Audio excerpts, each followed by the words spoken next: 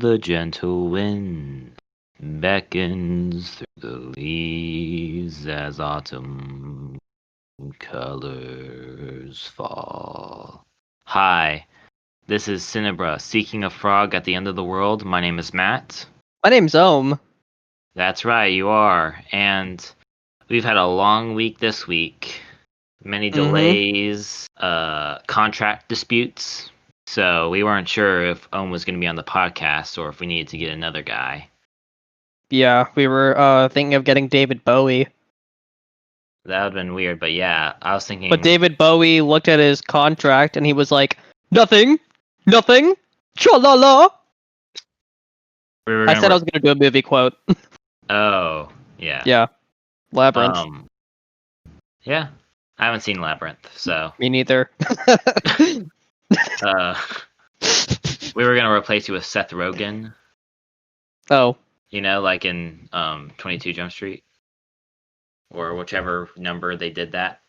22, yeah. Well, it's 22, but I mean the post-credit, yeah. I got it, yeah. Whichever one it was. So, quick, funny... Hey, guys. Okay. It's me, Seth Rogen. Guys, I'm a mantis. I've been in every DreamWorks movie, I think.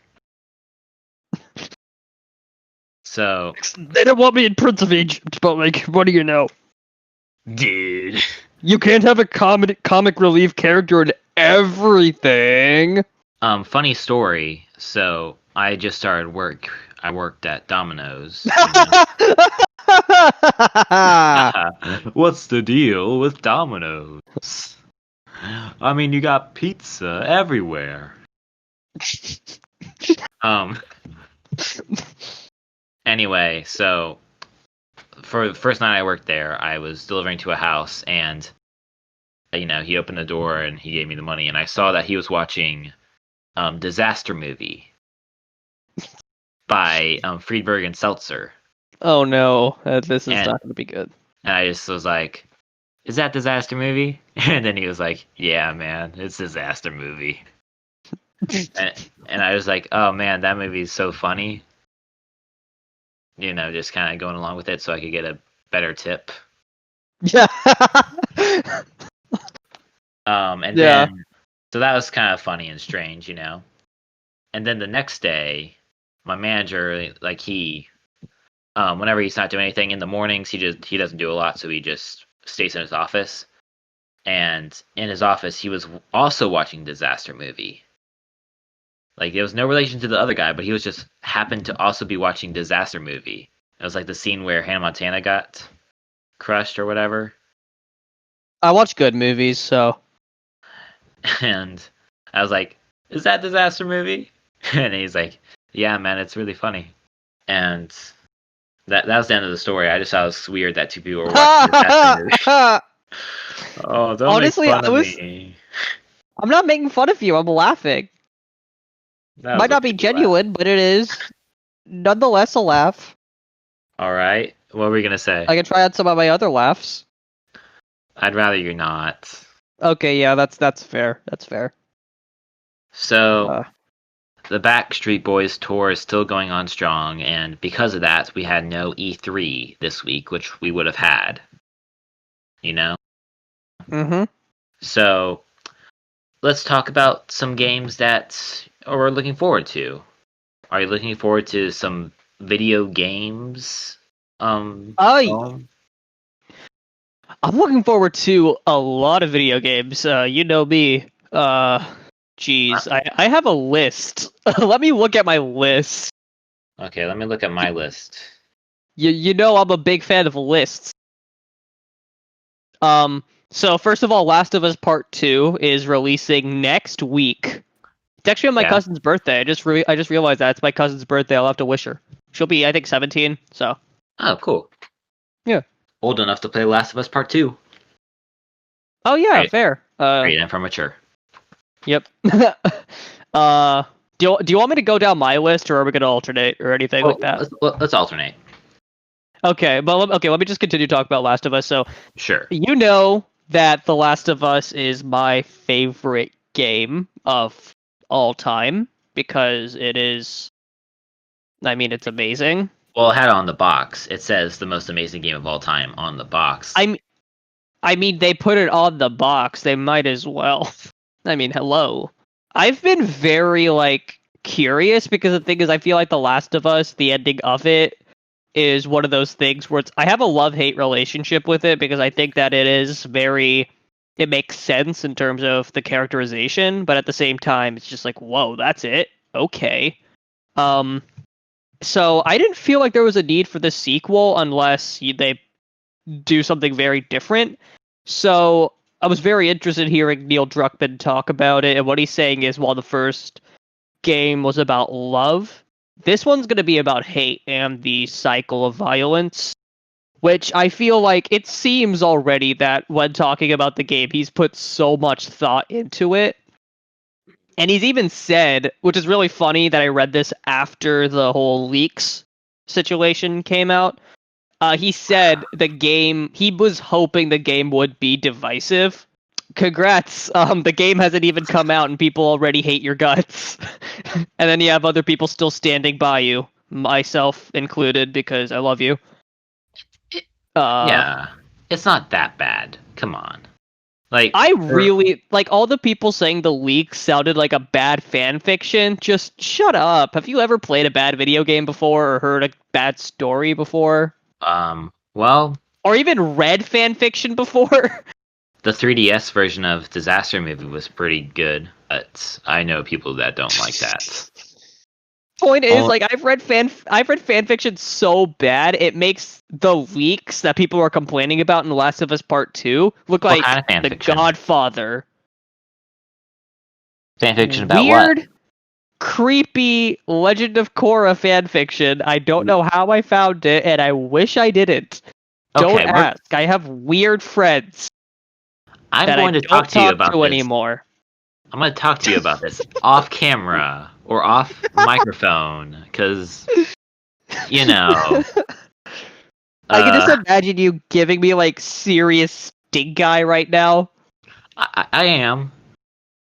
Or not even just metaphorically staring daggers into my back, literally just daggers coming out of your eyes.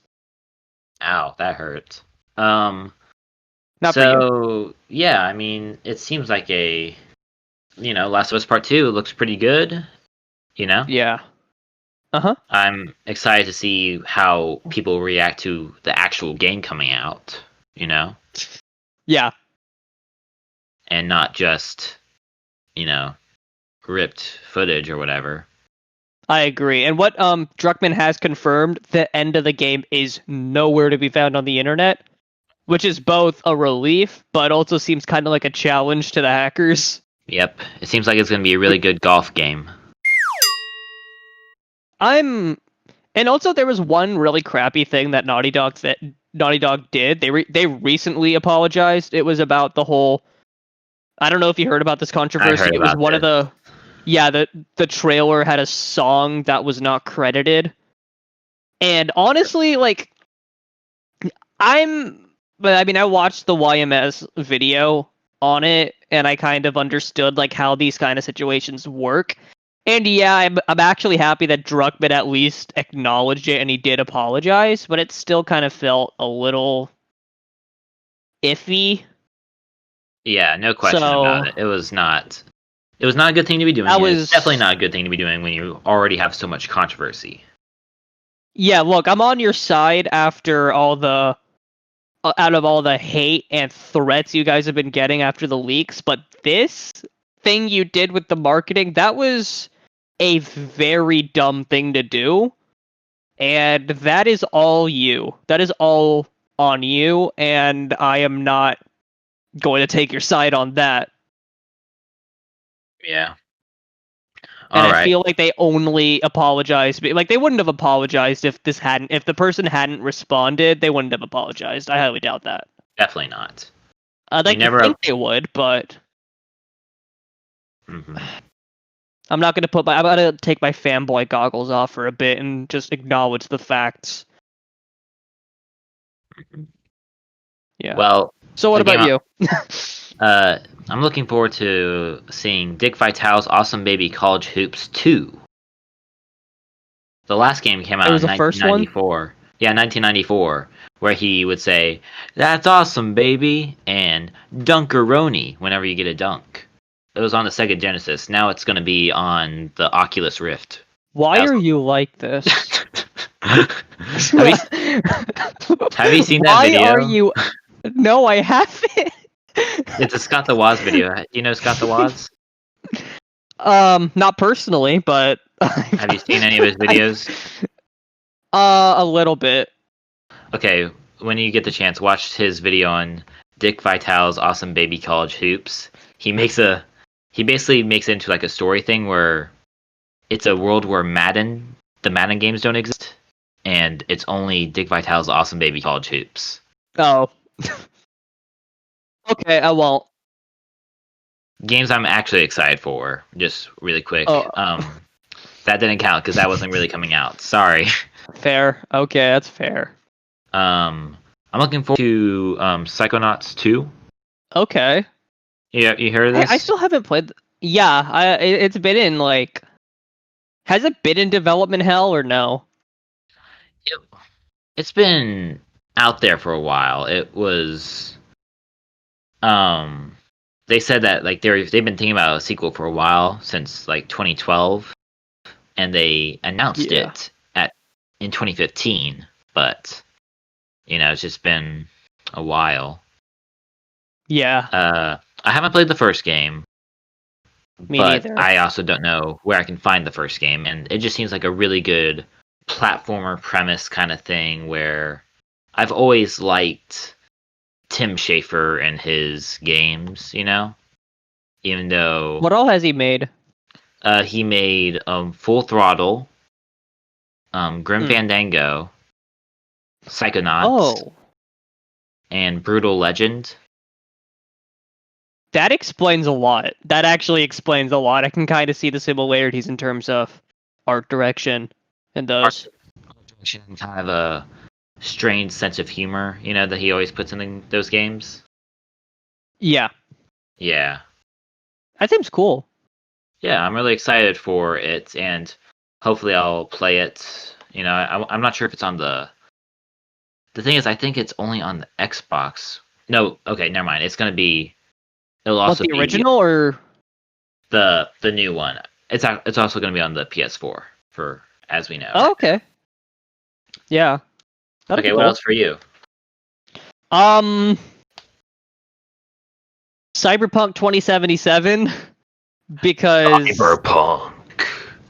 that just honestly, like, I know a lot of people are going to be coming off of it as fans of the original tabletop game. Others will be because they're big fans of the Witcher games. I haven't played the original Cyberpunk 2024, I think it was called, something like that. And I have all the Witcher games, but they just aren't for me.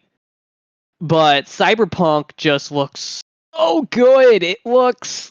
I think I'm just done talking about Cyberpunk because there's so much that like the thing about Cyberpunk, me describing how I feel about Cyberpunk coming out, it's mostly just like me, just like stupid faces and just like fist pumping that you can't really hear. So I'm gonna stop with Cyberpunk. Yeah, I mean, I think that I like medieval fantasy worlds, and I think that The Witcher is pretty interesting, but I I do like the whole cyberpunk aesthetic a little bit more, I think. Oh, I love the aesthetic. The thing with The Witcher is it has somewhat of an interesting story. I just can't get into it due to the gameplay, I guess. I Yeah. think open world games are just way too. They just feel intimidating to me, kind of, in a way. I'm just waiting for Joseph Anderson to finish his Witcher video game series on this. He's reviewing every Sure. Witcher game, and Okay. he did the first video on the first game, and it was 8 hours long. Wow. Jeez. And that's like the first game, so you can imagine what it's like when you have the third game, which is even bigger. Oh boy, yeah. Is he gonna do just the main entries, or is he also going to do like Thronebreaker and Gwent? No, he's also doing the DLC. He read all the books, and I need to read those. he watched the TV show because he was about to release the videos, but then the TV show came out, and he was like, "I gotta watch this now." So he's made all the videos already? No, he's only made the first one. Well, he's been making all of them, but he's just tweaking the second. Okay. He's tweaking the second and third ones. He finished the first one though. Makes sense. Yeah. All right. Another game. What about you? I'm excited for Samurai Jack: Battle Through Time. So it's going to be a new hack and slash adventure game. It's about Samurai Jack, and I think that the art style is pretty cool, and I think Samurai Jack's cool, and I think that it could really go either way because licensed games based on animated properties is like anime or regular animation. Well, not regular animation, but Western animation. Any kind of game like that, it's always a hit or miss sort of deal, but I have faith. Dude, literally any video game that's based off of anything else is always very hit or miss. Literally any video game is hit or miss. That's also very true. Everything's hit or miss. When you think about it, everything in life is hit or miss. There are two kinds of people in this world: hit or miss. Baseball is very hit or miss. Sometimes you hit. Sometimes you miss. Sometimes you miss more than you hit. Maybe you should get kicked off the team. Maybe just be on the bench. Be the water boy. Well, it's obvious which one of us has played baseball. Me. Have you played baseball for real? No. Wii Sports baseball. I'm an expert. Ah, yes. It's sitting on the bench. I'm so bad at Wii Sports baseball. I'm always on the bench. How depressing. No, the only sport I've played is I played tennis, I did swimming, and I play soccer and basketball, but I'm not really counting those because it wasn't enough for those to like legitimately be big sports that I played. Soccer was when I was 5 and I quit because I didn't like it, and then basketball I was just practicing dribbling in my neighbor's backyard, so not really counting that. But tennis is the only one I've really taken somewhat seriously. So let's give one more game that you're excited for. Sure. This is one that is okay. Geez, there's so many video games out there, so it's hard to choose. Like, it's so hard to choose one that I'm like very, very, very excited for. Like, just one more, but I'm gonna control myself with this one. Elden Ring. Isn't that the J.R. Martin one? George R.R. Martin. Yeah. Oh, yeah. I think you're thinking of J.R. Tolkien.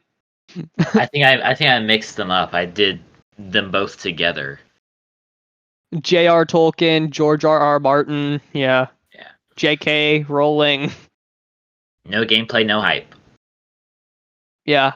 I'm still hyped anyway because first of all, it's weird for me because George R.R. Martin has been sitting on writing the last 2 Song of Ice and Fire books for a long time. Like, I'm pretty sure Winds of Winter was initially supposed to come out in like 2015. And he said he's still writing it. And part of me was because here's the thing, the last book that he wrote was Dance with Dragons. That was the last book he wrote in the series. That came out in 2011, which I'm pretty sure was 1 year after the show premiered.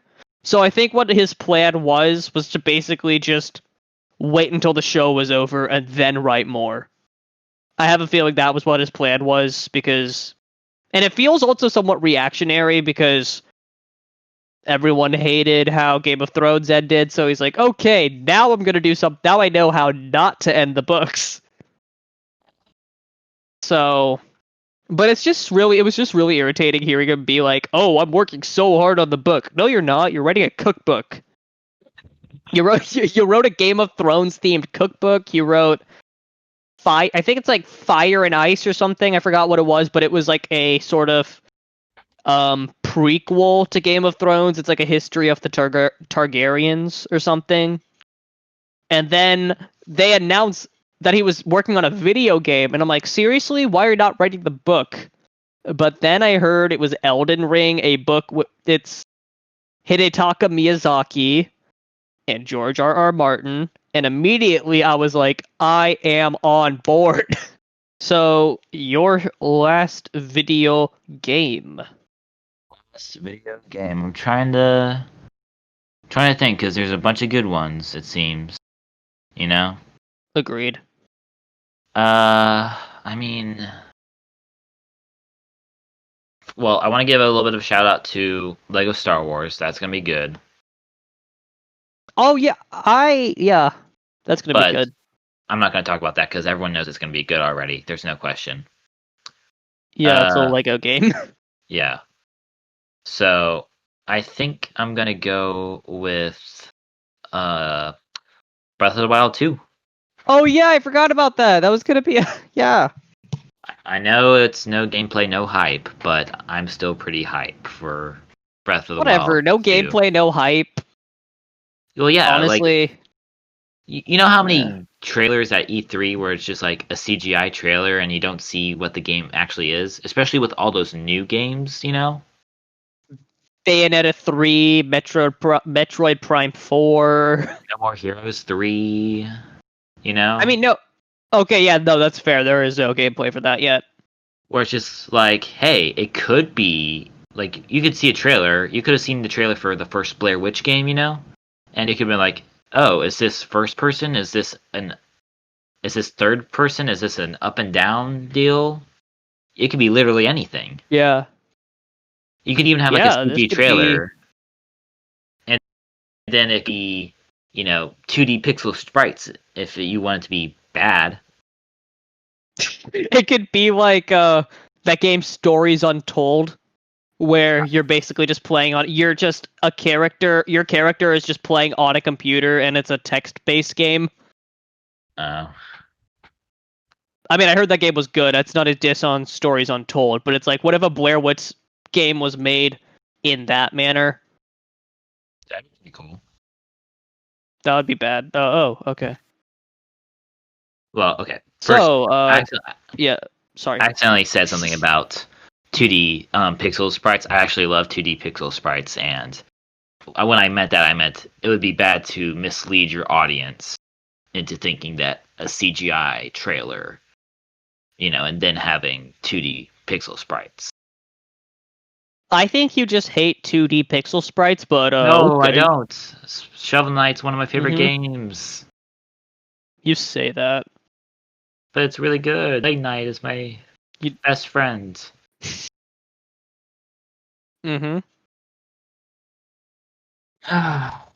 Well, so I blah, keep blah, blah. cutting off your sentences. I'm sorry. Yeah. Blah blah blah. Something something pilots. Speaking of pilots.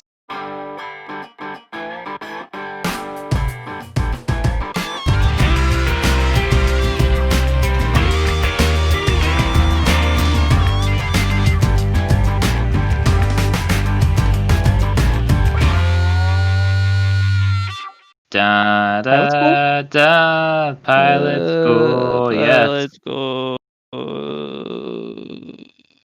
That was a great segue by me. Thanks, me. You're welcome. Anyway. You're welcome. Yes. Wait, no, you don't say you're welcome. What are you talking about? Yes, I do. I can say what I want. That is also true. This is an audio format. You have so much power. I'm a free boy. Yes, I have power. Okay, we are talking about Justin Roiland's Solar Opposites on Hulu. It's created by Yes. someone else. I forgot who else. Who else created it? Mike It's Justin McMahon. Roiland. Oh, it's a Justin manly man. Roiland. Mike McMahon, who is also creating a new Star Trek animated show. Wow, that sounds cool. I actually like the art style. It looks cool. You know, it's a little bit generic. Star Trek? Of the new Star Trek show, Oh. yeah. It looks a little generic, but you know, I like it. I like it. The person wearing the blue suit that's something. You know? Yeah. It is definitely something. So We can Solar agree on Opposite. that. I liked it. I thought it was pretty good, you know? Yeah, It's not I thought it was I thought it was whatever. I was not the biggest fan of it. It was whatever, honestly. it wasn't as strong as Rick and Morty. Or even like the pilot Not of even Rick and Morty. close. Rick and Morty needed a little I bit of feel the time to thing grow. is, You know? yeah, I agree, but I think the pilot of Rick and Morty was already like a lot funnier than the pilot of Solar Opposites. I'm not gonna diss Justin Roiland, but I have a feeling that And Dan Harmon put in was a lot of why I liked Rick and Morty so much. I've always wondered that, you know, where it's just like, what can Justin Roiland do, you know? Yeah, like Because how much of it is Justin Roiland and yeah. because I've seen some of Justin Roiland's like stuff without Dan Harmon. It's pretty good. He made one that was I forgot what it was called, like Mr. Whiskers or something like that. It was like Cat in the Hat I haven't heard of parody. that. It was a Cat in the Hat parody. But uh yeah. that Batman no, The Dark Knight Rises ripped off the plot of that, by the way. What do you mean? So the Mr. Whiskers, that whole show that was on the internet for a while, it has the exact same plot as The Dark Knight Rises, but it came out before The Dark Knight Rises by 2 years. Well. So So is this the new Lion King versus Simba? Yep. Oh. Better get that wallet out, Christopher Nolan. So Solar Opposites, it's about a bunch of alien refugees that have names. You have Justin Roiland and Thomas Middleditch and other people. Sean Giambrone, Mary Mack, to play Corvo, Terry, Yumulok, and Jesse and the Poopa. Yupa. Yeah, I had to look that up. So, you know. So, I'm going to start with some positives, okay? Positive talk. I like the show has very clear inspirations. Sort of like how Rick and Morty was kind of like a Back to the Future parody sort of deal. Yeah.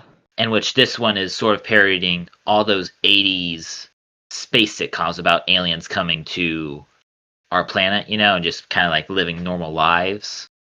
Like with Third Rock from the Sun, or Mork and Mindy, or Alf, or whatever. You know?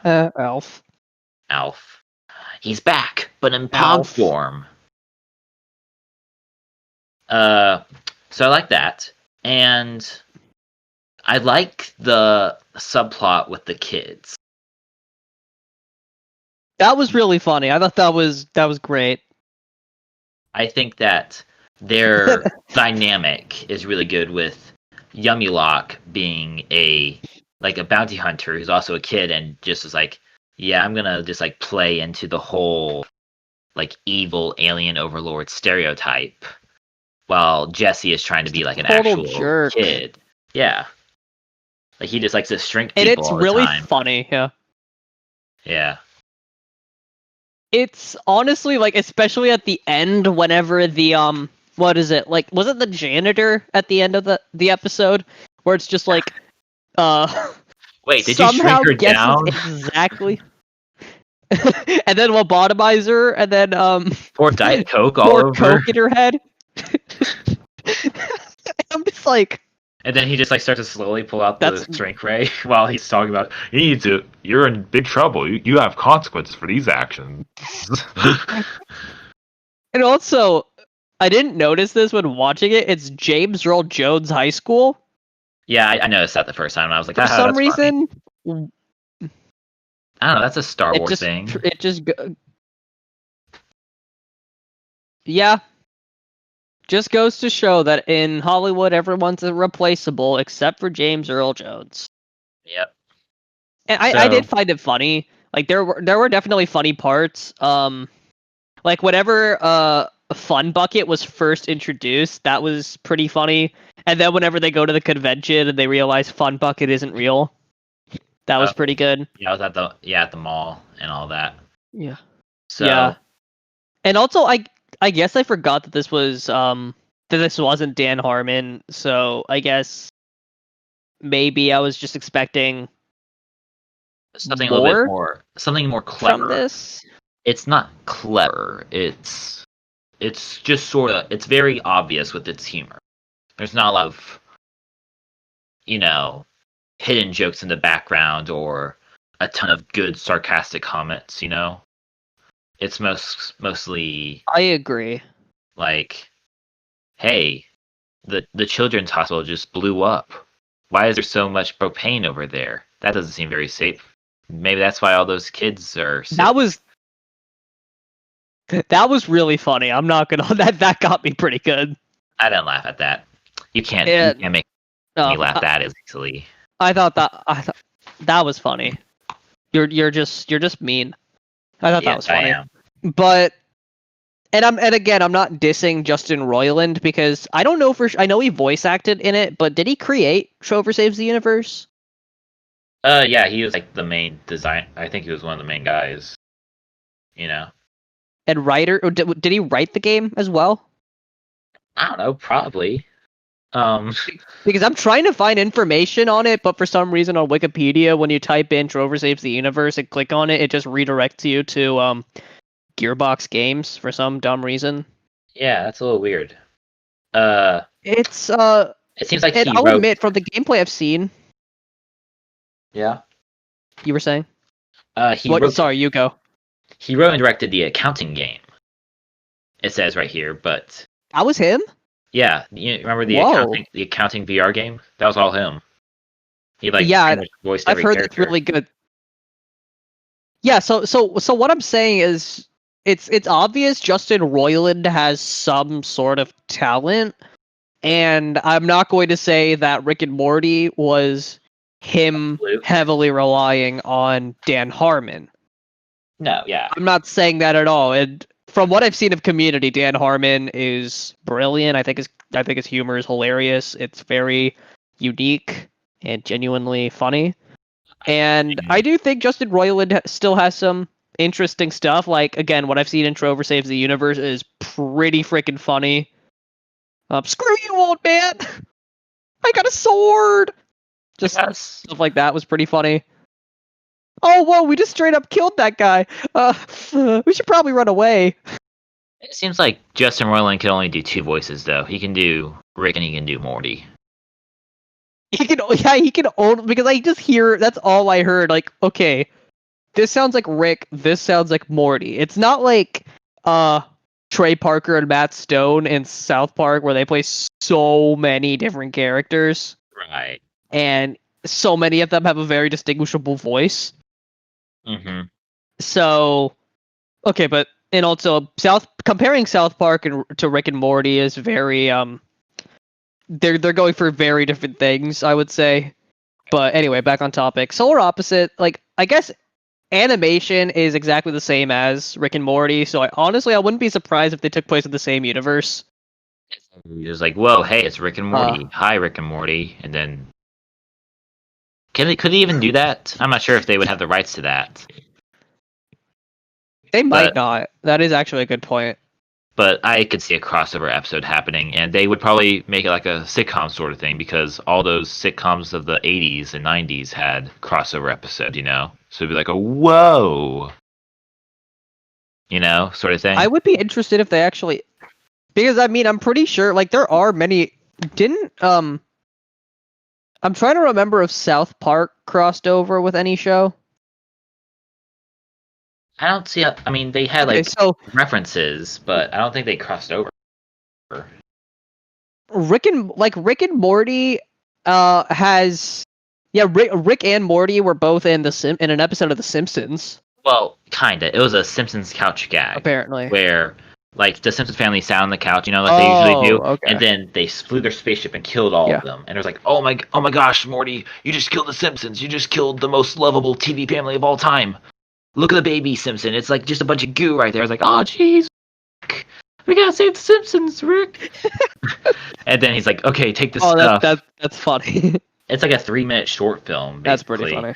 And that's how people start to actually learn about Rick and Morty, because at first it wasn't that popular. First couple episodes, it wasn't like fantastic. It was just another Adult Swim show, Well, I'm happy that it's getting more success because, again, even though I don't think that the show is, I do think. Do I think the show is overrated? 100%. But do I think it's bad? Not at all. I think it's very funny. I need to finish watching. It's like Hamilton. Shut up about Hamilton. It's great. You're just wrong.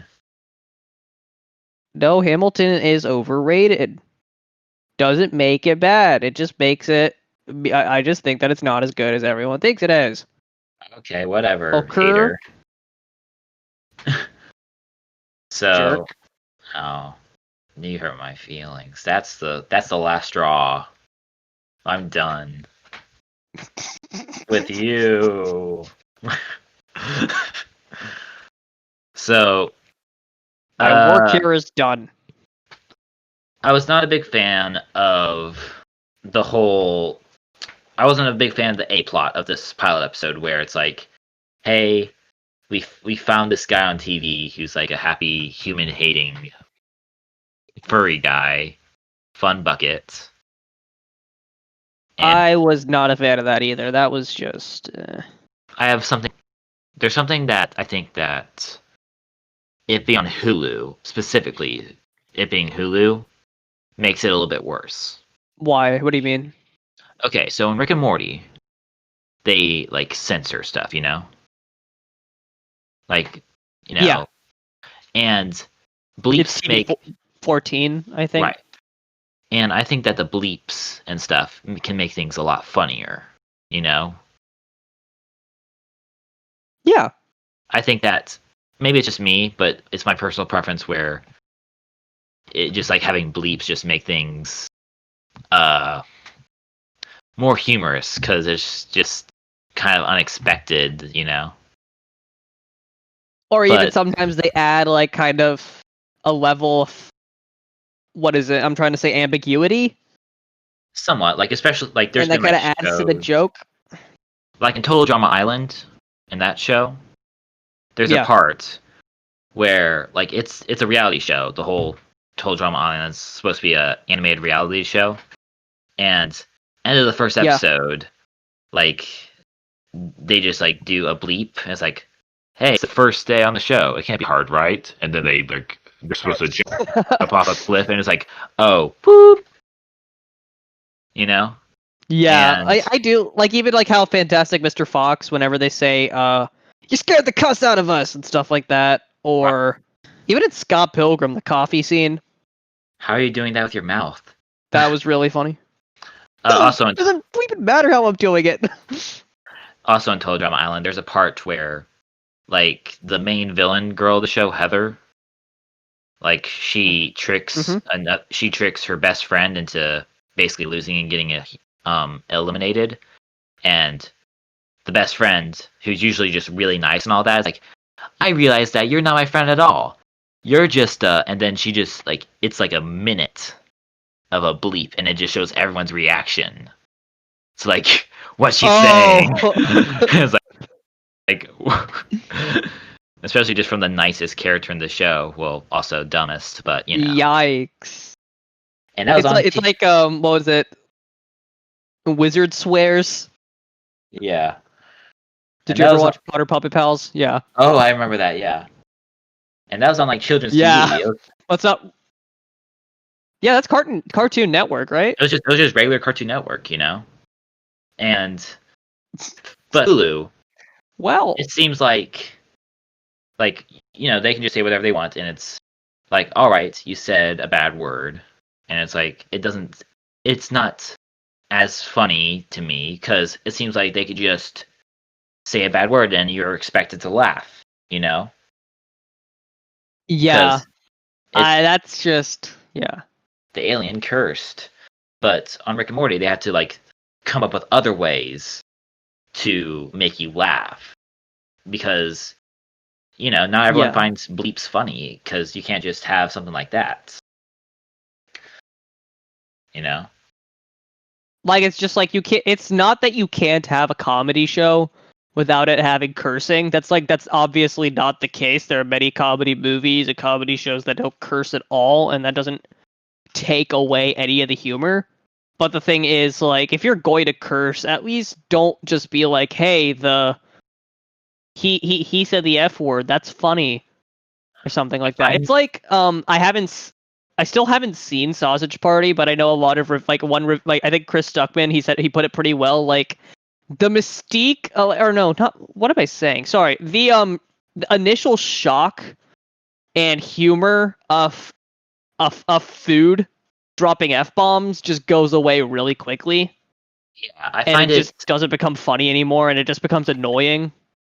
I find profanity funnier whenever it's just like when it's used sparingly, It doesn't make even in like a regular world, it doesn't make sense that everyone would swear, and that's what some shows think is funny. It's like you have the nicest character and they swear too, and it's like, well, that's just that's like sometimes it can be used for emotional effects because there was a show called Camp. It was an internet show.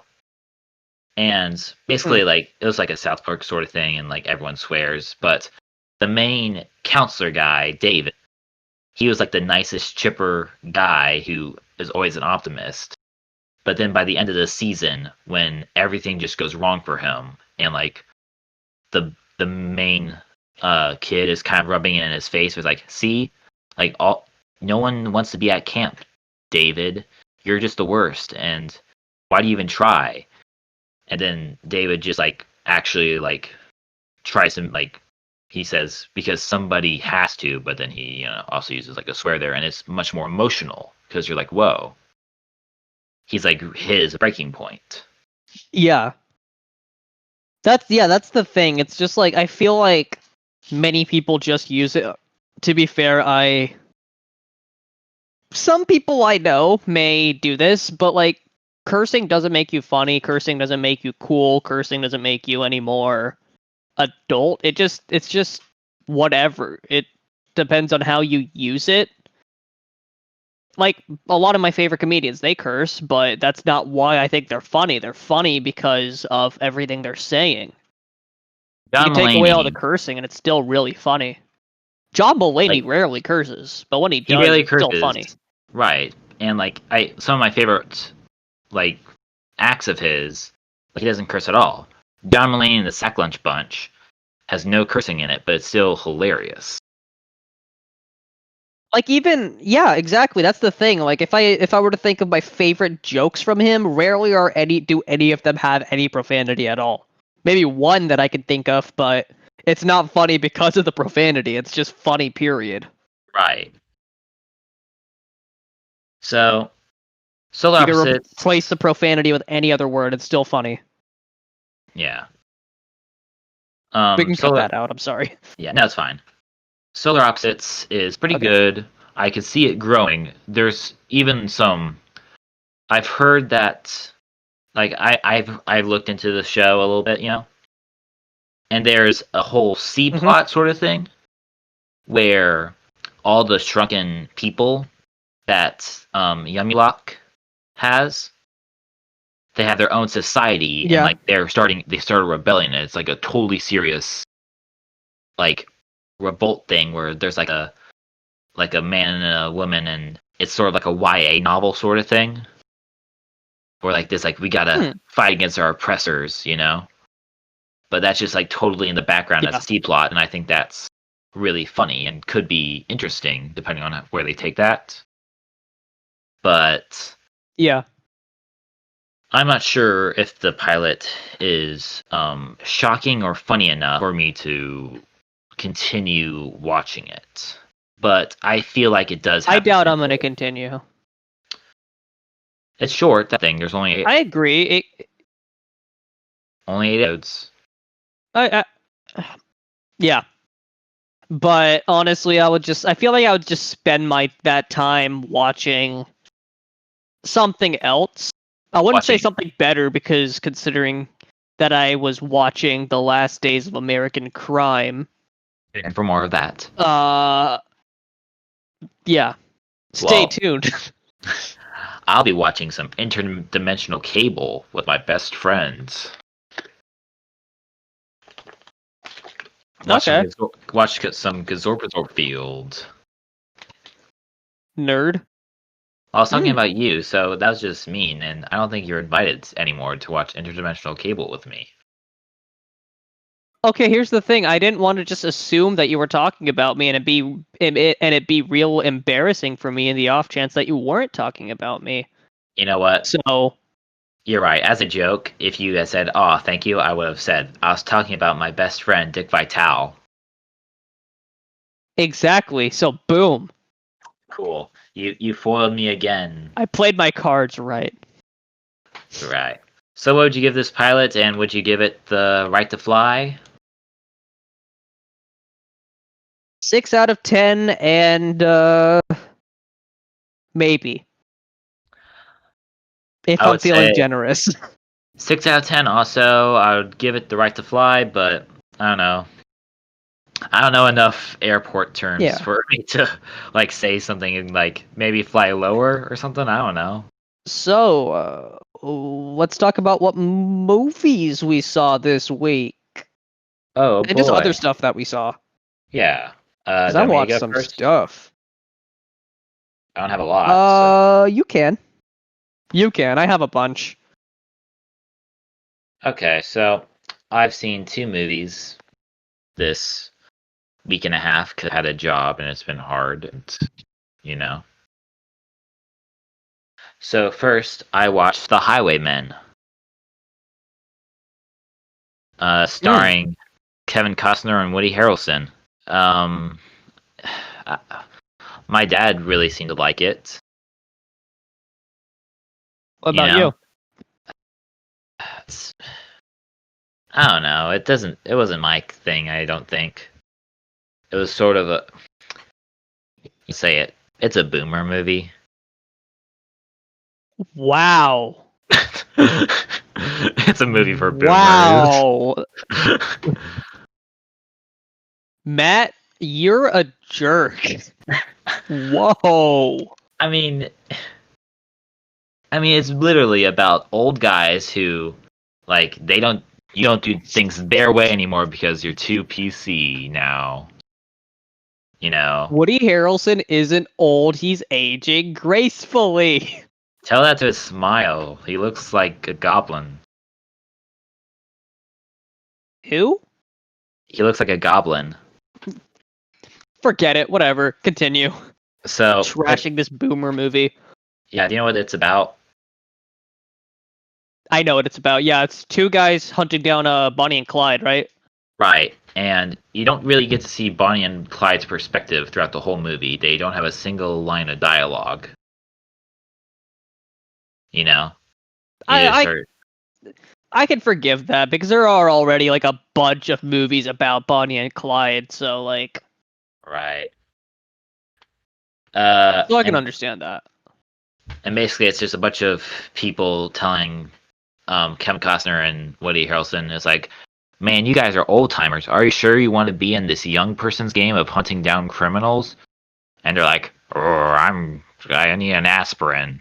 I'm old, but I can still shoot a gun if I can. And then they shoot Bonnie and Clyde a bunch. And Okay, now I want to watch the movie because that's a great summary. the best review I've seen of this on Letterboxd, it says, "Now I know how Nancy Kerrigan felt about I, Tanya." Wow, that's messed up. Because I mean, it was an ambush.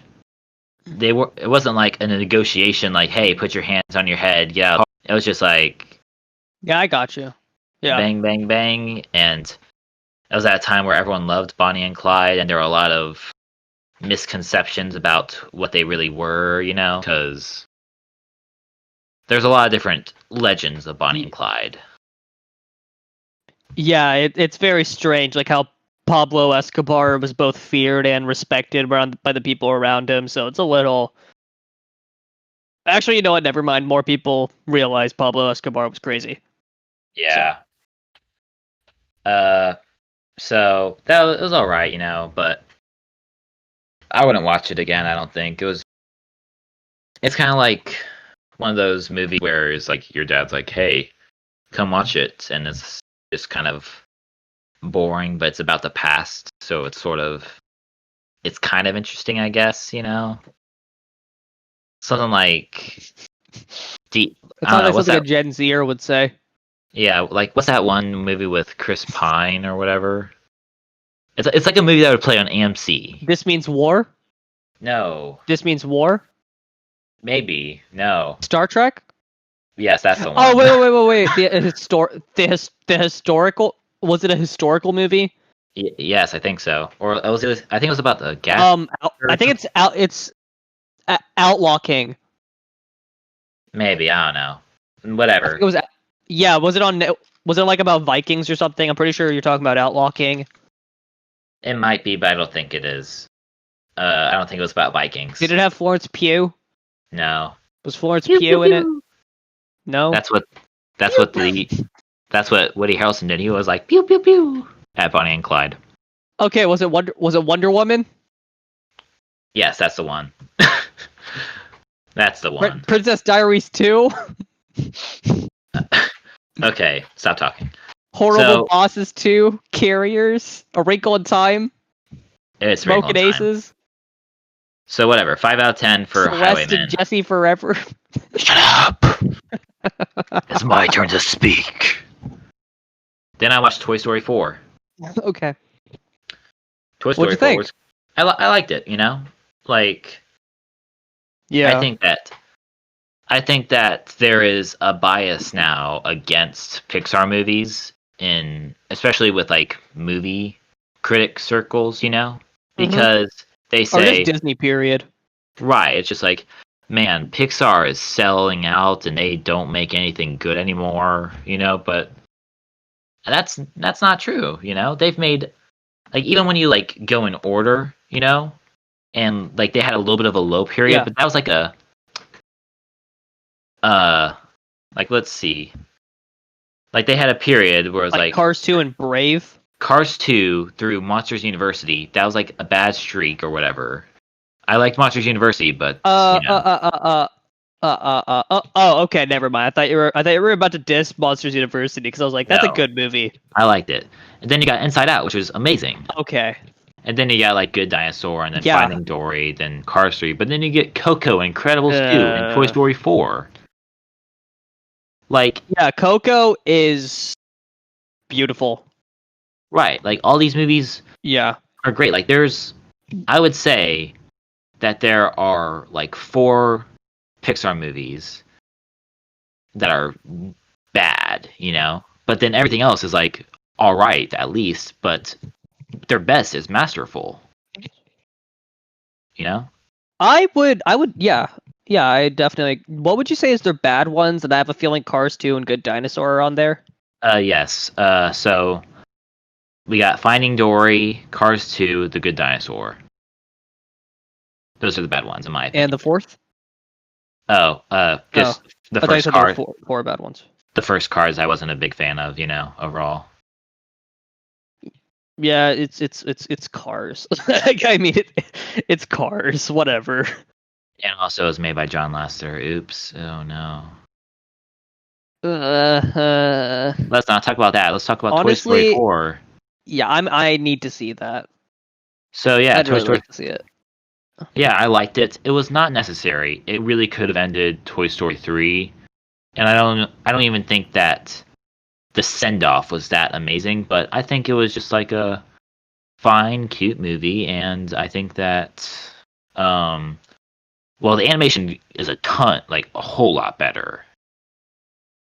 It shocked me how good the animation was, especially since I saw like Pixar's Better newest than movie. Better than what? oh, I was gonna say like in comparison to 3 or In comparison to 3, in which is the comparison to like just like I can't yeah, remember. geez, that was 2010. Yeah, so it's been 9 years since the last Toy Story, and I just watched Onward, which is their newest one, and like that one is like not even half Yeah. as good as what Toy Story 4 looks like. You know? I've always seen like some footage of Toy Story 4 and already like it just looks stunning. That's just wow. I think the story was good. I didn't like the Buzz subplot, and I think that everyone kind of shafted in this movie, other than Woody, because this was kind of Woody's movie. Yeah. Be Toy vague because I still haven't seen it. Okay, Toy Yeah, Story. be vague about it, please. Yeah. Oh, sorry. Toy Story 3 was kind of about everybody, you know? Like, it focused on Woody a little bit, but Yeah. it was Woody, Buzz, Jesse. You had everyone kind of joining in, you know, and doing stuff. But Toy Yeah. Story 4 was mostly Woody's story. So, Okay. Yeah. I did enjoy the references Wow. to the Toy Story of Terror. Good on you. Good on you, I don't think I've Pixar. seen those. Those were like 30-minute You specials did that they good. did for ABC. I Those have are some questions before. Sorry, no, I interrupted. My bad. You continue. no, you go. What? I was about to go on to the next thing. So what's the questions? Oh, okay. I was going to ask two. Okay, first question: what did you think about Key Peele and Keanu Reeves in Toy Story 4? Were they any good? Keanu Reeves was pretty good. I thought that Key and Peele were a little annoying at points, but I feel like they were good, and I couldn't tell was which, you know. So Yeah, fair. And second question: how do you feel about the? Are you excited for Soul? yes, I'm very excited for Soul. I know it looks a little bit derivative of Inside Out, a little bit in a way, because it was made by Same the same director. director. Right? But hey, Yeah, Pete Docter. Pete Docter hasn't made a bad Pixar movie, in my opinion. Wait, did he Yeah, do? let's see what all he made. He made Monsters Inc.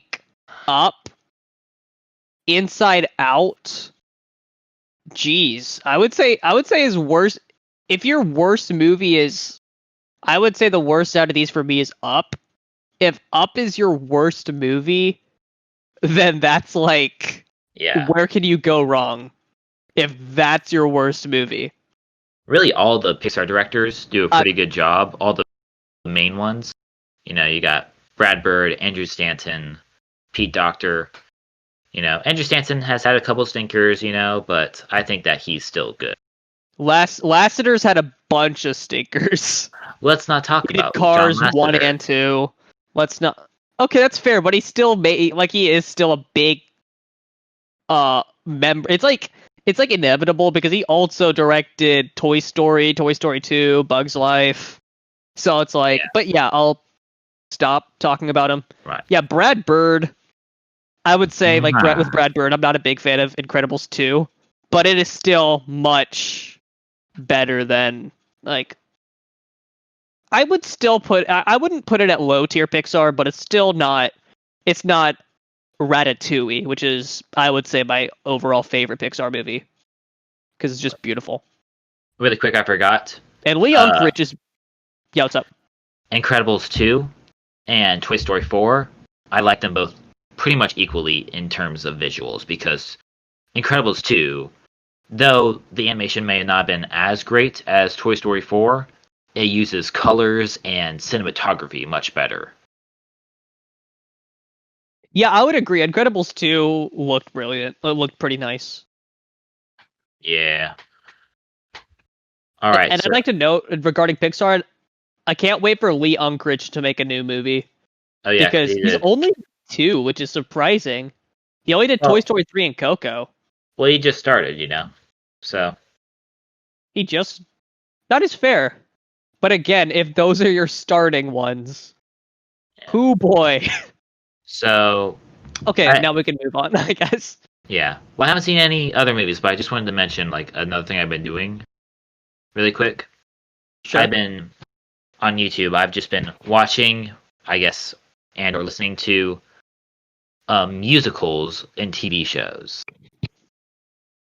So I've been listening to songs from Crazy Ex-Girlfriend, Bob's Burgers, and the new Apple TV show or Apple Plus show, Central Park.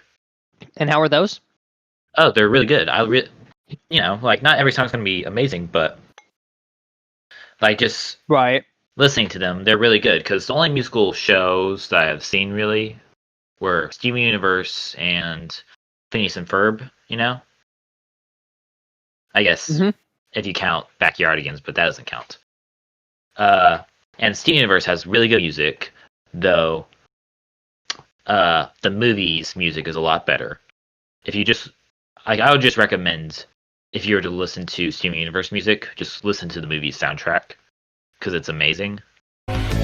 We became our fantasy, and I was sure she set me free.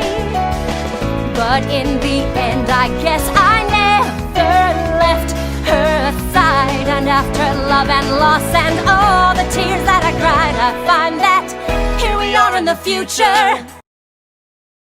Okay. I know that you're not a big Steven Universe All right. guy, but it's good. Yeah, I haven't seen any of it. I might check it out though. It's an alright show, but it has amazing music.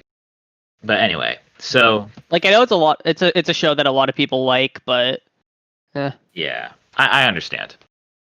So Bob's Burgers is a show I've always kind of liked because it's out of all the adult animated shows, it's a low key one. Like there's adult humor, but it's not in your face. It's mostly just it's just kind of like regular stuff. Like it's like a mild show. And whenever you have the opportunity, most people don't usually go for mild, but sometimes that's just I like that. But the creator, I got you. Yeah. the creator who also made Home Movies, which is also hilarious. The show Home Movies, he likes musicals, so he started implementing musical numbers into Bob's Burgers, which there's a lot of really good ones.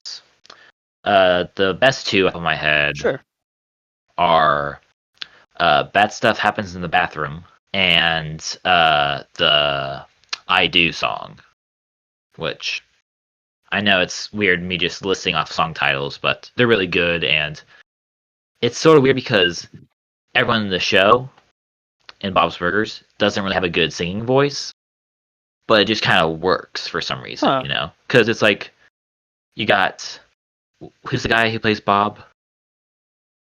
Like who's the we got the meats guy? No clue. Like whatever, that guy. You know who I'm talking about, guy. And you got Mabel from Gravity Falls playing, a character, and they're both singing, and it's like they're not great singers, but it just kind of works. They'll be out of here in no time, no time. All the good will be found just fine. Today is going to be a great. But now, yeah, I understand that. For Bob's Burgers guy, he made Central Park, which is also co-created by Josh Gad, and the entire cast. Whoa! The entire cast is basically Broadway people. Like that's awesome. You got so many great singers. So like every song so the first episode has 4 songs in it, you know, Yeah. and like I've had the song "Own It" stuck in my head for the past 4 days. What if I own it? Wanna be like someone who can own it. Wanna get to a point where I can dance like a dad with my shirt tucked in. Like it doesn't look bad when the cramps set in. I'm gonna own it. Because it's amazing. Because it's just like really good, funny, and like they could be actual Broadway songs. I could imagine all these songs being in a Broadway production and it not feeling out of place, you know? Okay, that sounds interesting. I might like it. Maybe. I'm not sure how the actual show is overall. I've heard people say that the musical numbers are the best part of the show. I haven't seen it. I haven't seen it. I haven't heard much of it. It's just like whatever. I'm hoping that it's not ended too soon. You know what I'm saying? I hope that whatever the creators want to do with it, that they're able to do with it, and it's not failed because Apple Plus. I mean, who has Apple TV Plus? Apple TV Plus. Yeah. I only have it because I got a free year. That's the only reason I use it. And that's it. That's all I've done. What about you? Oh, okay. So I watched a few. First, I'm going to talk about TV because I watched a surprising amount. So I rewatched the first season of Dark, which is a German show on Netflix, and I was getting ready. I was basically just watching it to get ready for the third and final season, which premieres later this month. And I really liked it. I'd give it an 8 out of 10 overall. It's a very fascinating time travel sort of storyline, and it's the thing that I kind of hate about time travel is a lot of people tend to kind of screw up with chronology and end up having a bunch of plot holes because they don't like they set the rules for how the sort of time travel is going to go, but then they completely break that. Endgame. Sorry. You know what I'm saying, right? Like how they just stick to one form of time travel. Right. Yeah. Yeah. So, and this does a great job of it overall. And season 1 has some very interesting twists, has a great story. The acting is all pretty awesome. Everyone does a great job. It's very, very unique, and I really love it. I'd give it an 8 out of 10. Season 2 was even better. I feel like it's much weirder. And it gets a little more insane, but at the same time, it's still fantastic. And I had a lot of fun with it, even though it like kind of gave me a headache just trying to like just thinking about how everything works overall just gave me a headache, and it was yikes. I know you, and you're the kind of person who would make charts about how the time travel works. Yeah, I did that for Cloverfield Paradox, and what a waste of time. I feel embarrassed about that. It was hilarious. Yeah, so was me watching that movie. Yeah, but no, honestly, I think I figured most of it out. Like there was one point where I had to pause the show and be like, wait, okay, so this happened, but then this person went here, and then he went back in time, and then now he's here, and it's like he grew older, and yada yada yada. And it's just like, okay, now I can continue the show because now I understand. It was like there's so many moments like that. It's awesome, and I do appreciate that the creators of the show they're not just spoon feeding the audience. They're hoping that you have some sort of intelligence. Yeah, so it's really good. I loved it. 9 out of 10. And then I watched the 4th and final season of 13 Reasons Why. I can't lie here. I was expecting a lot worse than what I got. Really? I was not expecting to genuinely, unironically like any of these episodes. Mm-hmm. But I really liked the first 3 episodes were bad, Episode 4 was just eh. And then episode 5 was good. Episode 6 was kind of great. 7 and 8 were bad. 9 was all right, and then the last episode was really good. Like it tied all up. I mean, I thought, yeah. I mean, there are definitely issues I have. First of all, there's one storyline that I think was not very well done, like not very well handled, and also this has a very. I mean, this is an issue with the entire show, but it has a very tone deaf depiction of mental illness that I did not appreciate. It was just, it was so bad it was funny, and the fact that I was laughing at it just goes to show how much they screwed it up. And especially there's one twist that was really, really, really stupid that I pretty much just absolutely hated. But here's one thing I would really like to emphasize with this. In season 3, the highest rating I gave an episode in that entire season was, I think, a 2 out of 10. That was the highest I rated any episode there. Step up. That's a step up. For season 4, lowest was a 3 and highest was a 7. So not bad. 13 Reasons Why. Well, with the whole show being problematic, would you still recommend the 4th season? Because it can't. It's weird because it's the 4th season. You're talking about it on its own terms, which is fine, but it carries the entire show with it. It's not like the first season and then the other seasons get worse. That is very true, because again, I'd actually like to note I have not watched the first 2 seasons. Oh, really? Because no, I am not. I started with season 3. Oh. Thanks, YMS. And I'd like to note this when talking about 13 Reasons Why. I hate the... Okay, no, sorry. Let me rephrase this. The creators of the show are very... They're very misguided. Like, they feel like this is a show that would be very helpful for at-risk teenagers, when in reality, I would say that the show is more likely to promote suicide to teenagers. And it's just, it's a very dangerous thing, because they're marketing the show to teenagers, especially to at-risk teenagers. And it's so misguided, and the way they handle it is not, from what I've heard of season 1, it's not well handled. Season 2, I don't really know much of. Season 3 was so bad it was funny.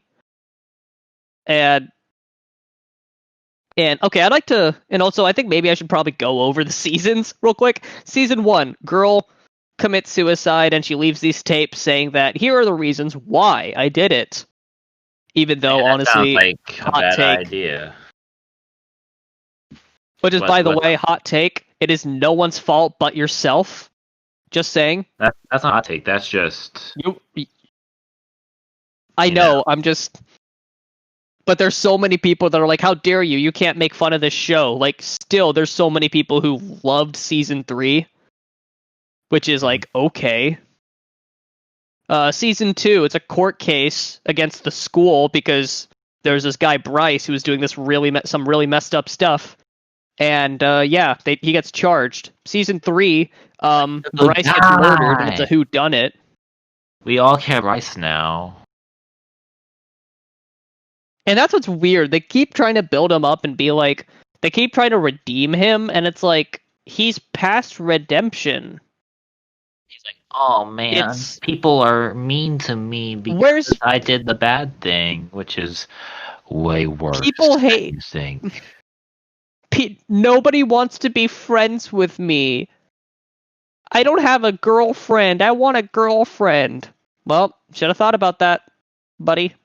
Yeah. Okay. And what really sucks is that, honestly, if they had toned down how bad, if they took the bad stuff that he did, if they made it less bad and they made him less of a mustache twirling, remorseless villain, I would honestly be okay with what they did with him in season 3. Because honestly, the actor playing Bryce did a great job, and if the writing was on par with his performance, I would have believed it. I would have definitely been able to believe that transformation and feel bad for him for not getting a second chance, but they did a horrible job setting it up throughout the first 2 seasons. It feels like, because every season feels reactionary, and it's just really dumb, and I don't like it. And then season 4, there's a lot of stuff that they do surprisingly well. Like, the acting season 3 was almost all terrible. Especially Dylan Minnette. He had no range in that season. Here, he does a pretty great job, I would say. If he were to get an Emmy nomination, I would not be surprised. I don't think he's that good, but like I wouldn't be surprised. The issue though is there's a lot of editing, like dream editing choices that were just really dumb and over the top.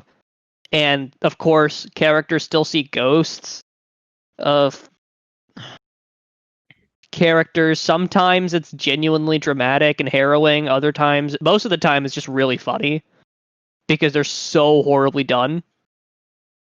Yeah. But, I'll admit there's one episode that made me feel really weird.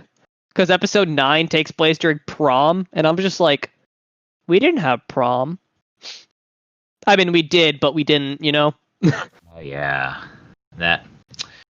Yeah. High school never ends. What else did you watch? Okay, so yeah, 13 Reasons TV Why, show? season 4.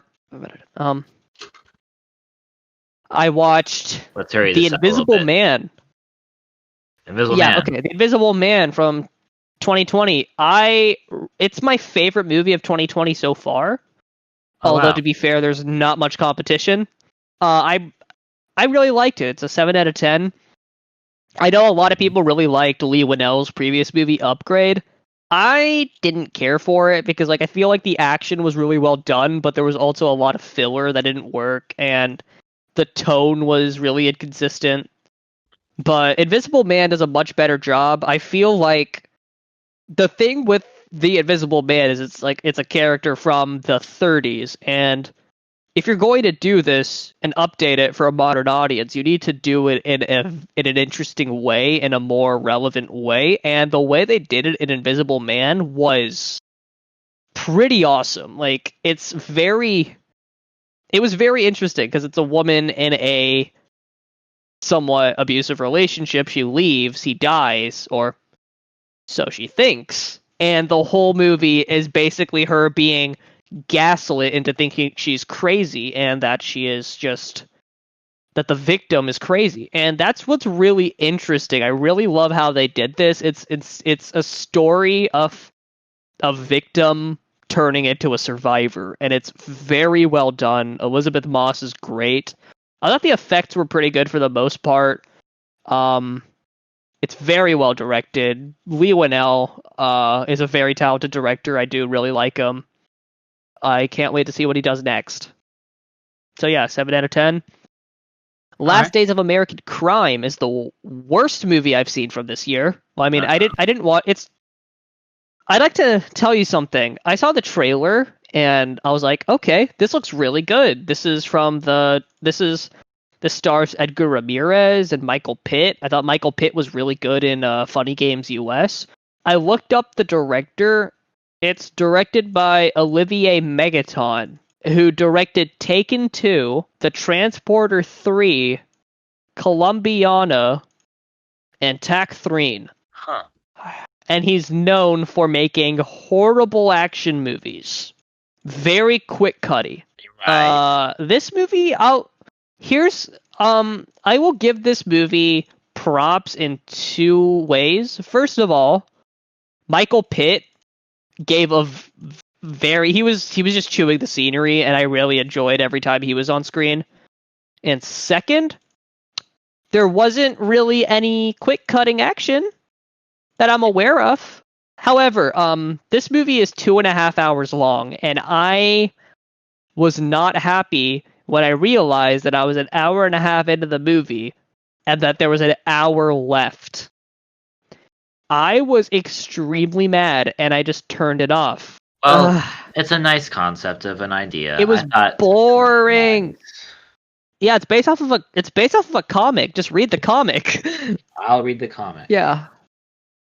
I'll check out the comic because this is an interesting concept, but this movie is just bad. Dude, Sharlto Copley's in this movie, which I was really mad when I saw him in the movie because I love him. He's an amazing actor, and I'm really mad that he's in such a crappy movie. Although, to be fair, he was also an old boy, so whatever. It's weird because this is considered to be the worst crime thriller ever made. Right now, like, there are critics calling it that. I wouldn't go that far. I'm very certain that there are worse. Got it. Yes, critics are legit saying that. Like, you can look it up. It's like, yeah, I can already think of some other ones. The Murder of Nicole Brown Simpson, maybe. Gotti. I can see that being worse. Gotti, The Haunting of Sharon Tate, maybe, I guess. What would be it? Point is, there's so many that could be worse because this is like, I feel like in terms of cinematography, it's competent, kind of, but it's just so boring. There's no need to do it. Like, I would say that, and it sucks to make this comparison to 2018's Mute, because the thing is an interesting concept, but it's so boring, and I don't care. But the thing is, what sucks about the comparison was that Mute had more to it. Mute had decent acting, and it came from a genuine place. And Duncan Jones is a much more competent director and has made good movies in his career before, unlike Olivier Megaton. I really hope that Duncan Jones pops back. I really hope he goes. I do too. Because I've heard that Warcraft wasn't great, but I know it was a passion project, you know? Because he's a big fan of pretty much everyone who said, I think people pretty much said Warcraft is just like, if you want to have a fun time, you won't be disappointed. Yeah, you know? Yeah. And here's one thing that, it's weird. I don't mean to defend this movie, but it's a complaint. That's a grievance people have towards this movie that I just don't think is a right grievance to have. People are criticizing it because of its timing of when it came out, which is, you can't blame any movie very on that. Unfair. Unless if you that know. Is not. Yes. Yeah. It was like how Eli Roth's remake of Death Wish came out like a week after some horrible events happened. I'm sorry, a week is that's not enough notice to delay a movie. Yeah. So I'm sorry, the movie may be bad, the movie may deal with topics that might be insensitive at this time, that don't watch the movie. It's not the movie's fault. It's no one's fault. You can't blame except on for that. the people doing the real life things. Yeah, unless exactly. Which is just if they try to pretend like it is, you know. Yeah, unless they don't. They really don't, and this should have no connection to this whatever's going on now. So that was just irritating to see. Now, next I saw The Guest, which is so good. The Guest was awesome. I watch that. I know people. Adam Wingard, I have mixed feelings about him because, I hate Death Note, and I really, really had mixed feelings about Your Next because it was fine overall. Like, I feel like it didn't get it didn't really have a personality until the end of the movie, but like the end of the movie onwards was awesome. But The Guest is my favorite movie from him so far. I had a lot of fun with it. Dan Stevens was awesome. All of the acting was honestly pretty good. There are points that I didn't like. Some of the effects were bad. Some of the cinematography outside, there are many scenes that are very colorfully lit, and they look very nice. And then there are other points where it just looks very bland. So, and I wasn't really a fan of that, but for the most part, I really liked it. I definitely recommend it. I actually started watching it again. I'd give it a 7 out of 10. Good job. I loved it. Thanks, Adam Lingard. Then I for rewatched making that movie. I rewatched The Lion King, the good one from 1994, and I don't really need to say all that much about it. It's fantastic. Yes. Then I started watching Jon Favreau's The Lion King. 3 out of 10 so far. I honestly turned it off so I could continue watching The Guest. Probably a smart choice. So, yes, I just it's just like whatever. I just want to rewatch The Guest. That movie was so good. So yeah, that's all I watched. Segue.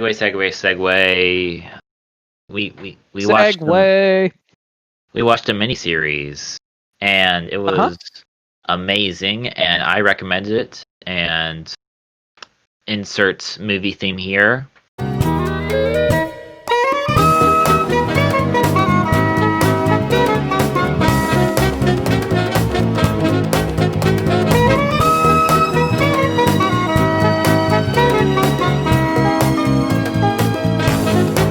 So we watched Over the Garden Wall, Cartoon Network's 10-episode miniseries, made in 2014. Did we? Yes, I did at least. Did you? So Yes, I'm a good boy. good. mother, I'm a good boy.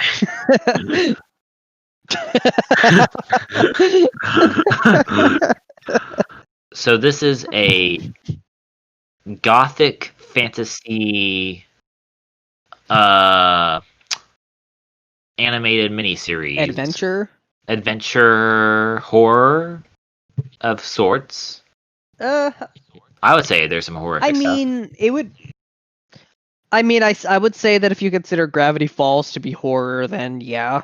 The skeletons with the pumpkin heads actually kind of reminded me of that. Yeah, but those, like, with that stuff, that was kind of scary. Like, with what the implications of that were. Oh, yeah. It was very interesting what they did there. Yeah. So, let's just get... I have things to say about this show. Yeah, let's make thoughts out of the way.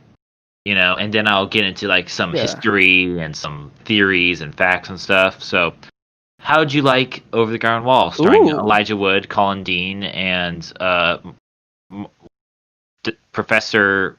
What was his name? Christopher Lloyd. Lloyd. I was thinking Walken. Yeah, I thought you were about to say Christopher Rockin. And it's like, what? Okay. So how do you feel? So with Over the Garden Wall, it's very good. I really liked it. I loved it. I think I'd give it an 8 out of 10. Woohoo! It's pretty good, and I was reading online that there is a comic book series that is out on it, and I'm gonna check that out pretty soon because I really wanted more. And I'd like you to. I remember you told me that you recommend watching it together as a whole, and that if I was gonna make a stop, you said after episode 8, I believe. Yes. Was that what you had said? Yes, episode 8. After episode 8. Okay, what happened was I was so into it that by the time I got to the last episode, for some reason I thought it was episode 8. And I was watching it, it's like, wait, it's ending? Wait, but there are 2 more episodes, right? And then I realized, no, it was episode 10. And I felt so confused. You're having much fun. I want more. Yeah, it was really good. So, this is going to be a spoiler talk. I'm just going to say up front, it's going to be a spoiler talk. Yeah. So, I obviously love the show. I own the art book of it, which has a ton of crazy facts and some little spookums in there. You know? Because, yeah. Let me just say some, like, little facts about this show really quick, okay? So, this was originally called Tome of the Unknown, which was about Wirt and Greg jumping off a train that was taking them to the afterlife, and they had to collect all the storybook pages that come to life, like whenever they find them, in order to return home. So that was the original concept, and it was part of the short-lived Cartoon Network film initiative, which failed after the Powerpuff Girls movie failed in theaters, which caused Cartoon Network caused them not to make a theatrical movie until 2015 with the limited theatrical release of Regular Show the Movie. That was the thing? Yeah, that was the thing. Apparently it was pretty good too. Jeez, I feel like I've lived under a rock my whole life. Learning that. So it started out pretty early, so like 2002, 2003, this concept started. And then he stopped working on it because he felt like he couldn't fit it all under... He felt it was too episodic for a feature-length movie. So he abandoned it, and Patrick McHale worked on Adventure Time. He was one of the main guys working on Adventure Time. But then they wanted to make a miniseries thing, so he wanted to do 18 episodes. It was supposed to be 18 episodes, but then they cut it down to 10. So here's some rejected ideas. Here's some rejected episode ideas that they had. Do you want to hear some? Sure. So Adelaide the Pasture was turning children into sheep so that she could spin her yarn from their wool. There was a skin-stealing witch, which they would have defeated by pouring salt in her baggy skin. Okay. There was a casino where the owner made dice out of the carved ivory bones of children. Okay, that's fun. There was a pirate ship that sailed on grass fighting cows like they would whales. And there was a mini arc where Wirt and Greg returned to animals, with Greg becoming a duck and Wirt being a dog or a bear. No one could really tell which. So, yeah, where do you want to start? Because where do you even start with this show? Honestly, I feel like this is something where I don't have much to say other than, like, it's creepy, it's funny, it's cute, it's wholesome, it's quirky, it's emotional, it's funny. Terrifying. That's, like, I feel like that's all the stuff that this should be stuff like this should be going for. This is met. This meets that. Yeah. Also, just Elijah Wood laughing. I always hear Frodo laughing, and that's just so nice. I don't know why. Yeah. It's a show that you really don't see being made. This is such a big risk, having an animated miniseries and making it this kind of horror, gothic, very niche sort of deal, you know? Yes, it feels like a more gothic Gravity Falls. Like, I would say, like, in terms of humor, I would compare it to Gravity Falls and some comedic beats from Avatar. The one specifically where, like, Zuko and Aang go to the fire temple, and it's just like, or toward the ancient art of firebending. It's just like, now we will leave you here, and you will never be able to leave. Just kidding. Just stuff like that. Oh yeah. Seriously, don't tell anyone. Yeah, the part where it's like, and murder. Oh no, not murder. But for all that other stuff, we sentence you to a couple of hours of manual labor. It's so strange because those guys actually I was genuinely expecting them to be a lot more menacing than they ultimately were. And I think it was a nice bait and switch. Characters. Everyone is great. All the main players are good. Yeah. Wirt I love Greg. Greg is funny. He's a little kid, and he was played by He's very cute. But he wasn't annoying. He was... Honestly, like, in the first 2 minutes, I'm like, oh, please don't be annoying. And immediately, like, after a while, it's just like, okay, thank you. You're endearing, not annoying. Yeah. There's a theory that he's kind of like the real hero of the show, because the Beast can only take you whenever you lose hope, you know? And Greg throughout the whole show is trying to boost the morale. I also really love sometimes just Greg being a stupid little kid. One point in particular, after they get the coins that they need for the ferry. Oh, yeah. He just throws them in the pond and just like, Greg, why would you do that? because I don't have any sense. Well, he was I like, just yeah. I face palmed so hard at that, but it was like, you know what? Do I blame him? Little kids are very literal. I like They take everything literally. Greg has a lot of personality, especially like in the flashback episode. Whenever he's like, have a nice night, old lady Daniels," and it's like, "Thanks, Greg, but don't call me old." "Yes, sir, young man." Yeah. And I love the what was it, the school teacher episode? That was just bizarre, and I loved it. That was like the first cute episode, because some episodes are more cute, like the frog fairy one, you know, the one with Oh yeah, that was great. I loved that. the old man and the in the big house with The ghost. with the horse with Fred the horse. That was so fun. Yeah, Fred, I want to steal. I was like, Fred's a That talking made me horse. laugh so hard. Fred's a talking horse. He can do what he wants. I want to steal. That was just like, oh my. The comedic timing is on point. This is. I wish he was in more episodes. Jeez, that was. Me too. I was honestly really disappointed when he was just not in the rest of it. Even though, granted, the characters are great, but like, come on. I like how Greg can't come up with a name for his frog, so he changes it every episode. Oh yeah, what was it, like Benjamin Franklin, George Washington?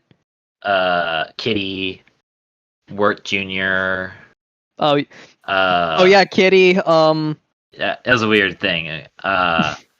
Then it finally That was turned out to be funny. Yeah. Jason Funderburker. Jason Funderburker. Which, can I just say, was a great twist. Because we hear the whole show about funny. Yeah. how Wirt's like afraid that Jason Funderburker is gonna steal his the girl that he likes. And then when we finally meet him, he's like, "Hey Sarah, wanna go to the cemetery?" He's just like a loser. Mm-hmm. Oh man. And we're just like, That's a loved it's so Jason. weird. I loved it. Jason Funderburker. He's the total package. And I loved Auntie Whispers, who I just looked up. Auntie Whispers was played by Tim Curry. Yes. Which just, jeez, yeah, that was first of all creepy design, which I loved. Episode 7 was my favorite episode, I think. Episode 7, I would say maybe episode 5 would be my favorite. Really, the Fred the Horse one where it's Quincy Endicott. You know? That entire episode I really liked. It was really funny where it's just like, wait, that's not a ghost, that's my neighbor, and I have it's just two mansions that are connected. Yeah, and you got Wirt and Beatrice like talking in the closet where it's like, it's stuck. Guess we gotta spend quality time together. Help! Yeah, that was, and of course Fred. I just wish Fred was in more of the show or miniseries. The parlor? Why would anyone want to go to the parlor? Nothing's not like anyone's gonna steal anything. Other characters, we got Beatrice, the bird. Beatrice, I loved Beatrice. She was so sarcastic. She was great, and it was great. Yeah. One of my favorite lines was, "You're such a pushover." Hey, I'm not a pushover. And it's like, great. Wirt, give me a moment. I'm trying to explain myself here. Fine. See, no willpower whatsoever. Yeah, that was really, really funny. From episode 4 in the tavern, in the Dark Lantern Tavern, whenever she goes in, is like, I am Beatrice, and then like the old, like the lady is hitting her with a broom. Hits her with the broom. And it's like, curse you, old lady, curse you. You'll die one day, and I'll laugh. Laugh! And then she starts laughing, and then she hits Wirt in the face with a broom. I love the what was it? A highwayman? Bluebirds bring bring bad luck. No, they don't. We bring good luck. I don't want any luck here. Just like, okay, lady. The Highwayman song was like, I'm the Highwayman. Yeah, that was good. Okay, good to know. Anyway, I'm the Highwayman. I love the one where it's like, he's the butcher. I'm the butcher. The tailor. For Wirt's song, and that, like, remember that episode where, he has to sing his love song where it's like, oh, and really awkward. For when they were recording, I got you, yeah. Whenever they were recording that, they did not have a tune or melody. They said, hey, Elijah Wood, sing a song, and then they had Greg, the voice actor for Greg, and Patrick McHale, just like in front of him, just saying, "Sing, lover, sing," to make it as oppressive as they possibly could. We got the Woodsman, who is sort of like a, kind of like a, is he the villain? We don't really know, but no, he's not. Yeah, that was an interesting bait and switch. You got the Beast. And the story behind the Woodsman was very sad. With his daughter. Mm-hmm. Very emotional, and it felt the payoff was very well done. Mm-hmm. The last encounter with the Beast, where the Beast gives like a deal where it's like, if you carry the lantern around, I can put your brother's soul into the lantern and he may survive within. And then Wirt starts to do it, but then he uses logic, to be like, wait a second, that's dumb. That's stupid. That's dumb. I mean, I'm not gonna have my brother anymore. He would just be in the lantern. It's not like I can talk to him. It's like, I'm not gonna walk around the forest my whole life doing nothing. It's like, and then turns out that was the key to all of it. It was the Beast's soul in the lantern and not the daughter, which is just so. I mean, it was really sad when that came out. Like, what? Yeah. Kill this thing. I don't care. Kill it. Right. How is... And with Greg being, like, in the Adlewood tree, and, like, near death, Yeah, that was... I was genuinely like, oh my god, is he gonna make it? But even then it's funny. You can't kill... It's like, it's a Cartoon Network show. They're not gonna kill a 9-year-old kid. But, still... Actually, that was the original plan. They were trying to... What? They had a long discussion wondering if they should kill off one of the characters or at least not have one come back to the real world, And if they were going to, they decided on Greg. That they were going to kill Greg or just... They were going to kill Greg. Why? Because they knew... Because why? Wirt had the character arc. Because... I'm not happy, Matt. I know. But hey, he's alive. He survived. He's alive, but this sucked. So Wirt's character, I can see some people finding him a little annoying, but I actually really like Wirt because it seems like a realistic idea, version of of a pretentious teenager who blames, stuff on other people. Yeah. Like a teenager. Yep. Right. He blames a lot of stuff on Greg, but it was not Greg's fault for them getting almost hit by the train. Right. Yeah. So, what is your do you have any interpretations of the show? Nothing other than I guess just coming to terms, start loving your loving family, vanquishing fear and stuff like that, I guess. I feel like I was also just watching it and not paying so much I was paying attention, but I wasn't going through it with a fine-tuned comb or anything like that, you know what I mean? So there's a lot of cool details. I was just going through it and watching it. Yeah. There's some details I didn't notice on my the T guy from episode 5? The T guy, the main guy. Yes. So yeah, that guy. Yeah, I remember now. So his name was on a gravestone in episode 9. I'm sorry, what? Yeah, Quincy Endicott, his gravestone How was did in that cemetery. They were hiding behind it at one point. I am going to have to go back through this show.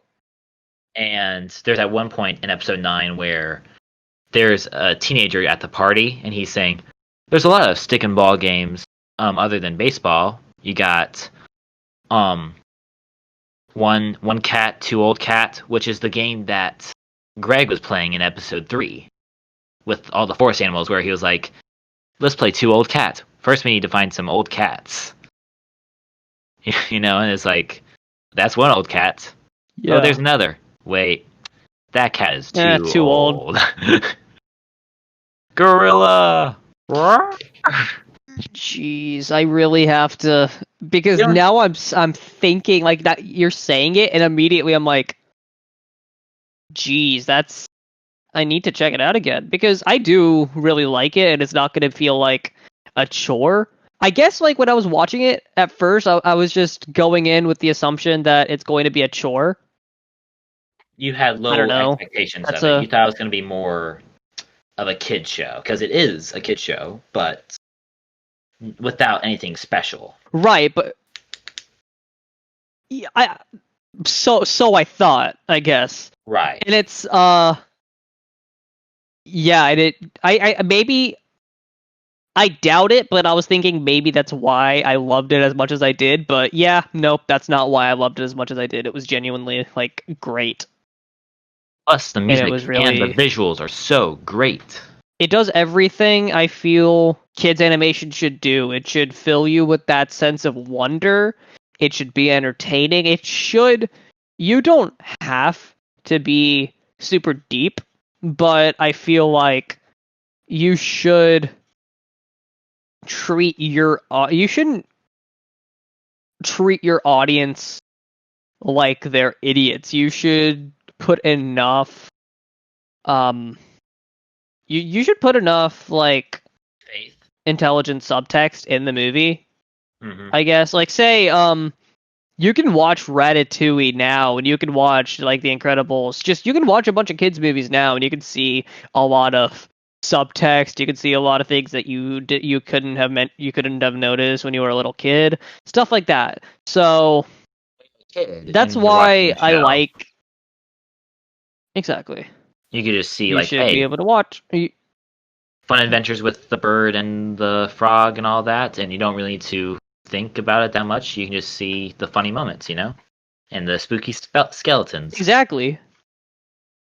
Yeah, this is why my parents and I, we watch Shrek every year. Like as a little kid, you're laughing at certain things. When you're older, you're laughing at other things, and it's just kind of it's pretty crazy to watch. So same thing, you notice more things, whether or not they are jokes that you wouldn't have been able to get when you were a little kid, or if they're just things you appreciate more, things in the background, stuff like that. I think that was just basically me going on a tangent, being like, "Be like this," because it's great, and I cannot personally. I can't wait Yes. for Patrick McHale's and Guillermo del Toro's version of Pinocchio. What'd you just say? That's Yeah, Patrick Are you McHale. what? They're writing it together. How did I not? I think I even told you this. You probably told me. I have a okay. Excuse me for a minute. All right. Okay. Sorry, I needed to get that out. Okay. I'm so excited. I was already excited because you know how big of a fan I am of Guillermo del Toro, but Now you're a Patrick McHale fan too. Well, after watching this again, I give it a 9 out of 10. I raised it up a point because it is worth it. Hey, nice. What do you give I'm it? keeping it at an 8. For now, I'm yeah. giving it an 8. Awesome. It's a. Not sure if I'd give it. I'm not sure if I'd say it's. Nope. Yes, I would. Closer to a 9 than a 7. Yeah. I want more animation that is just so unabashedly weird Yes. and different, and they just don't care about. I like animation that just doesn't give a crap about what sells, and they just want to make what they want. Very, very, very strange. And that's why I texted you that. Just basically, like, I tried to make it ambiguous, like, oh, is it a good thing? Is it a bad thing? But That made me I worried. just like weird stuff, and yeah, that was the idea. I wanted to kind of, because again, I just feel like I wanted to surprise you here. Yeah. I was debating between two miniseries to give to you, to watch. And Sure, they yeah. they were both weird, but I felt like this one is the weird one that you would have liked a little bit more. Like it feels more like your thing, the whole kind of Fantastic Mr. Fox, Sure, yeah. Tim Burton-esque thing. Yeah, absolutely. This is you I guess you know me well because you guessed 100% right. This is my kind of thing. I loved it. Alright. I didn't. I mean, I wasn't expecting to not love it, but at the same time, it's just like I expected to love Akira, and that didn't happen. I'm still a little miffed about that, but I got you. This animation finally worked Yeah. out. You did it. Now on to the recommendation. It's your turn to recommend. It is my turn to recommend. So back off, Buster McGee. Okay, pick a number from 1 to 37. Okay. Random number. Random number from 1 to 37. And I'm gonna hope that you haven't seen any of these. I was going to choose 2, but instead I decided to go with 11. Okay. Do you want one last guess? No, I'm just kidding. No, I'm just kidding. You're not Okay. getting that. You're not getting. No, I like this movie. Okay. Kind of for the most part. We're going to watch a 2018 movie, Brady Corbett's Vox Lux. Whoa, okay. Yeah. Huh. I thought it was pretty. I mean, it's a 7 out of 10 for me. In 1999, teenage sisters Celeste and Eleanor survive a seismic, violent tragedy. The sisters compose and perform a song about their experience, making something lovely and cathartic out of a catastrophe, while also catapulting Celeste to stardom. By 2017, Celeste is a mother to a teenage daughter of her own and is struggling to navigate a career fraught with scandals when another act of terrifying violence demands her attention. It's a very interesting look at a pop star, and I really liked it overall. Stars Natalie Portman, Jude Law, Raffi Cassidy, Stacey Martin, Christopher Abbott, Jennifer Eel. Willem Dafoe is the narrates the movie, which is, I mean, it's Willem Dafoe. Not gonna complain there. Yeah. Yeah. So yeah, Vox Lux. we're gonna watch and talk about Vox Lux. It's pilot school time. I'm just gonna say it. Ha ha ha. Not gonna segue. Ah. Ha 3 spins of the Not me wheel. We're not gonna watch. Okay. We're not watching the Goldbergs. If one of these is It's Always Sunny, I'm gonna be mad. We're not watching Demon Slayer. But we are watching Okay. 12 Monkeys. Oh. Okay, we're watching 12 Monkeys. Watching 12 Monkeys. That Okay. one show. You know the That's show. based off of a movie. Yeah. Based off of a movie from Monty Python. Thanks, Monty Python. Our hero. Well, one member of Monty Python. I know that was a joke. I was just saying, like, I was pretending like Monty Python was a person. As a collective. Oh, yeah. He's a pretty cool guy. He's part Monty, part Python. That's a terrible joke, and I'm done with this. All right. So, oh, wow, you're just going to end it like that? I don't know. I'm going to start to talk. What do you want to talk about, I guess? Do you want to talk? No, nothing. I mean, I guess I should probably go. Good. So, to our people out there, we're watching Wow, Vox Lux, okay. and we're also watching 12 Monkeys. So The watch first those. episode of 12 Monkeys. The first episode, yes. So We are not watching the movie. no, not the movie, the TV show. Remember that. So Yeah. have a good day. Goodbye. Dummies. Eat your dirt, and I want to steal. And arrivederci. Now eat your dirt.